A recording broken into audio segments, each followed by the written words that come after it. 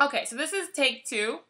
I actually was like 2 or 3 minutes into my vlog when I realized that I wasn't recording, and I'm already like tired after like working a 12-hour day. So I'm like, but no, I am inspired, and I'm totally gonna repeat all of that again, only better. So what was I saying? Yeah, okay. So okay, take two, right? Action. Boop. Action. Oh yeah, okay. So a few years ago, I had a really, really good friend. I have many. I'm really blessed to have many brilliant, like, I'm trying to find the appropriate adjective. Like, that's how brilliant my friends are. Like, my friends are amazing, amazing, brilliant. Goddesses walking on the planet, gods walking on the planet, kings, queens, just ridiculous, right? And I'm so blessed. And one of the people in my life who I felt super blessed to have in my life, we stopped being friends. We fell out, right? We fell out. I mean, the situation, I can't even remember what the fuck this shit was about.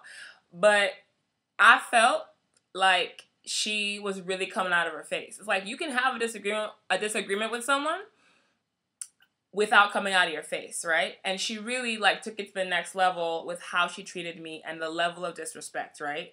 To the point that I didn't even feel like comfortable or good to be her friend no more. So, we had a falling out, and she didn't want to be my friend anymore either, right? So it was like, and I really wanted her. I was like, I just want her to like get where I'm coming from and see what I mean, and maybe if she just sees my perspective, like, we'll be able to work it out. But it just wasn't working. Like, I would say, this hurt me, and she'd be like, whatever, that's your fault. Or like, what, well, I'm not remembering the exact words, but basically she wasn't seeing my perspective, and she felt really right, and I felt really justifiably hurt, right?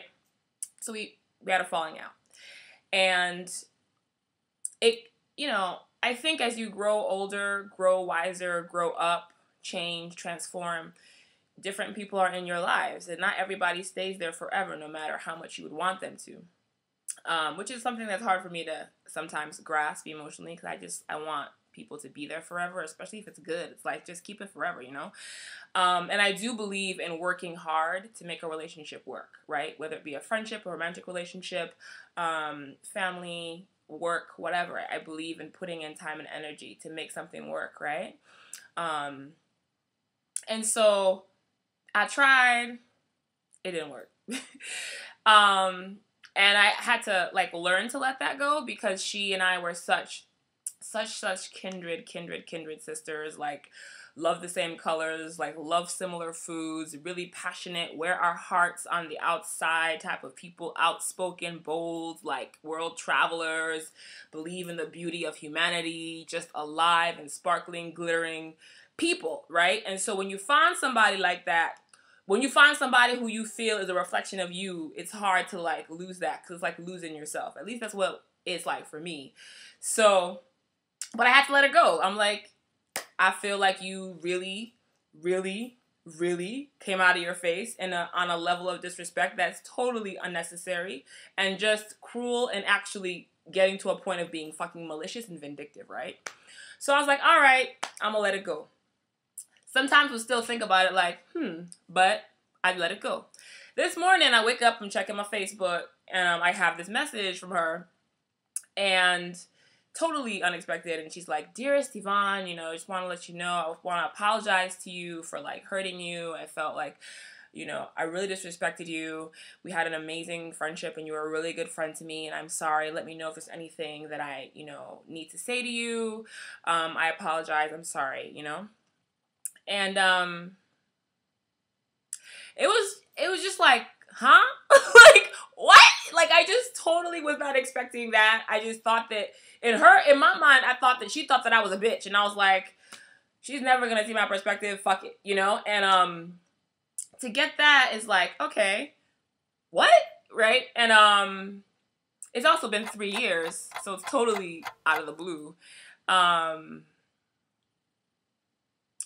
don't know. Like, I guess I just I just don't know how to deal with these situations that occur with human beings on the planet where we hurt each other, and then figuring out a way to negotiate either sharing space and not, you know, not being friends, or negotiating that space of reconciliation sometimes that might happen as we think and grow and sometimes choose to come back to each other. I guess, like, that's difficult for me because in this moment particularly, I'm like, well, what do I do? Like, I'm not mad anymore. It's like, it's been 3 years. I barely remember what the fuck I was mad about. I just remember that you were really fucked up to me. You know what I mean? But I don't remember, and then I said it, and then she said it. I don't remember none of that shit. You know? And I'm like, if I don't remember none of that shit, why can't we be friends? But then I'm like, I don't even see her as the same person anymore.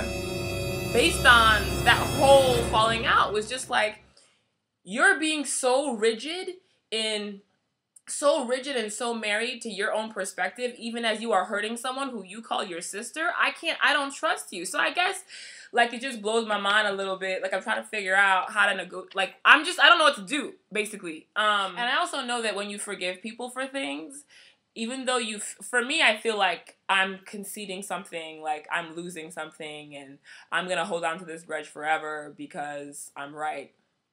When in actuality, you know, forgiving somebody does more for your own personal spiritual freedom than it ever could do for theirs. Like, other people, when they do fucked up things, they actually need to forgive themselves. If they have any kind of conscience, it takes them forgiving themselves for them to be able to move on, regardless of whether or not you forgive them. So you forgiving somebody else is about you letting go of being upset about something or hurt over something or needing someone to do a certain thing or say a certain thing to make you feel good, right? And I understand that intellectually, and I think as I'm getting older and being more thoughtful about how I occupy space on this planet, it becomes less and less.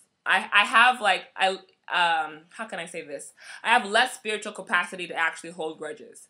It's been my nature for a long time to hold grudges, but with the growing and thinking and praying and writing and performing and loving and breathing that I'm doing on the planet, it becomes like I literally am outgrowing holding grudges, right? So I'm not angry at her anymore. Like, I'm like, whatever.